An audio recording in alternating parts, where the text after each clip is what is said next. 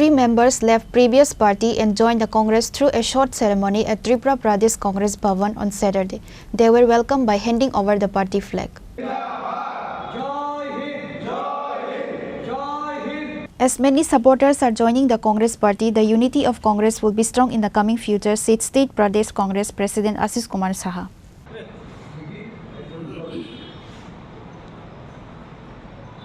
আজকে প্রদেশ কংগ্রেসের কার্যালয়ে পম্পিনগর বিধানসভা কেন্দ্রের 3 জন যারা বিভিন্ন দলের নেতৃত্বে ছিলেন, বিশেষ করে ভারতীয় জনতা পার্টির 2013 সালের প্রতিদ্বন্দ্বী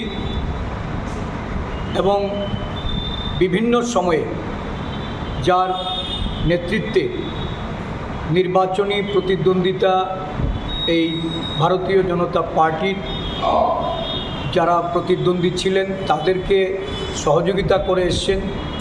অত্যন্ত দুঃসময়ের বিজেপি দলের আদিবাসী নেতা শ্রী সুবল দেববর্মা, উনি এই ভারতীয় জাতীয় কংগ্রেস দলে আজকে যোগদান করেছেন এবং আগামী দিনে পম্পিনগরে জাতীয় কংগ্রেসকে শক্তিশালী করার জন্য উনি প্রচেষ্টা নেবেন। আমাদের পম্পিনগরের ব্লক সভাপতি পিন্টু দেববর্মা, আমাদের আদিবাসী কংগ্রেসের ভাইস চেয়ারম্যান অতুল দেববর্মা, আজকে তাদের হাত ধরে আজকে এখানে এই যোগদান আমরা সম্পন্ন করতে যাচ্ছি। শ্রী পবিত্র মোহন জামাতিয়া, যিনি 2016 সালে অমরপুর বিধানসভার উপনির্বাচনে আইপিএফটি দলের উনি